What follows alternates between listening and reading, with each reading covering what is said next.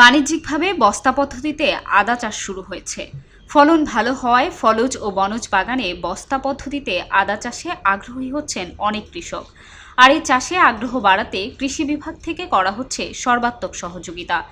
কৃষি উদ্যোক্তা মহাইমিন আলম অন্যান্য চাষের পাশাপাশি ইউটিউব দেখে এবছর প্রায় 1500 বস্তায় আদা চাষ করছেন। আমি একদিন ইউটিউবে আদা চাষ সম্পর্কে জানতে পারি যে বস্তায়ও আদা চাষ সম্ভব। মূলত আদার যে সমস্যাটা আছে, আমাদের এদিকে তো জমিতে আদা হয় না, কারণ আদার একটা গন্ধ পোষা একটা রোগ আছে, যেটা বস্তায় করলে আবার এই সমস্যাটা হয় না। যার কারণে আমি ইউটিউব দেখে উদ্বুদ্ধ হয়ে বস্তায় আদা চাষ শুরু করি। দেখি যে এটা ছায়া জায়গা হয়, যেটা আমার বাড়ির পাশে জায়গাটা ছিল, এই জায়গাটায় আমি আদা চাষ শুরু করি। বাড়ির 2 জাতের আদা শুরু করি, এবং কি ওতে উল্লেখ করা ছিল যে প্রতি বস্তায় 3 কেজি করে আদা হওয়া সম্ভব। আমি যা একটু চাষ করে যেটা বুঝলাম, যে আমার যদি প্রতি বস্তায় 1 থেকে 1.5 কেজিও হয়, তাও আমার অনেক প্রফিটটা আসে। তো এই বিষয়টা আমার এই গাছগুলো লাগানো হয়েছে আমার 1.5 মাস সামথিং। তো উপসহকারী কৃষি অফিসার আছে, তো উনি আমাদের উপসহকারী কৃষি অফিসার, উনি জিনিসটা দেখে এবং জানার পরে কৃষি অফিস থেকে আমাকে অনেক সহায়তা করার করতেছে। আর আপনার কীভাবে আদা চাষটা বাড়ানো যায় সেই দিকে তারা পদক্ষেপ নিচ্ছে।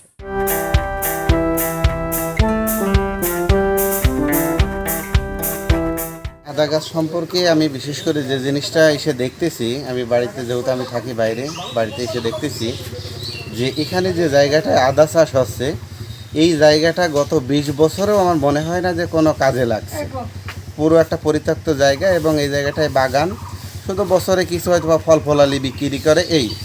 কিন্তু এবার এসে দেখলাম যে এই জায়গাটায় যে পরিমাণ আদা চাষ হয়েছে, তাতে খুব সম্ভাবনাময়ী একটা ফসল আদা সামনের দিকে আগায় যাওয়ার একটা আছে, যে পরিত্যক্ত জায়গায় বস্তায় আদা চাষ করে যে কোনো উদ্যোক্তা বা যে কোনো চাষি কিন্তু এটা থেকে একটা ভালো একটা বেনিফিট পাওয়ার একটা সম্ভাবনা আছে এখান থেকে।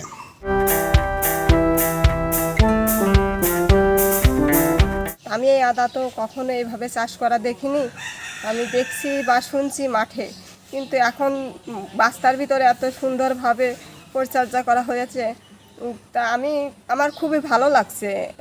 এই আমি যে পরিচর্যা করি, এটাও আমার কাছে ভালো লাগে যে মহাইমিন কষ্টটা যাতে সফল হয়, এই কারণে আমি কাজ করেও আমার খুব ভালো লাগে, আনন্দ লাগে। জেলা কৃষি সম্প্রসারণ অধিদপ্তরের উপপরিচালক ডক্টর মোহাম্মদ ইয়াসিন আলী বলেন, সিমেন্ট বা আলুর বস্তায় ফলানো যায় আদা। এই পদ্ধতিতে একদিকে যেমন মাটিবাহিত রোগের আক্রমণ অনেক কমে যায়, অন্যদিকে প্রাকৃতিক বিপর্যয় হলে বস্তা অন্য জায়গায় সরিয়ে নিয়ে যাওয়া যায়। বাড়ির উঠান, প্রাচীরের কোল ঘেঁষে বা বাড়ির আশেপাশের ফাঁকা জায়গা অথবা ছাদে যেখানে খুশি রাখা যায়। এর জন্য আলাদা জমি বা পরিচর্যার প্রয়োজন হয় না। পপিরানী বাড়ই, খবরের কাগজ। এলো খবরের কাগজ, নিখাদ, নির্ভীক, নিরপেক্ষ।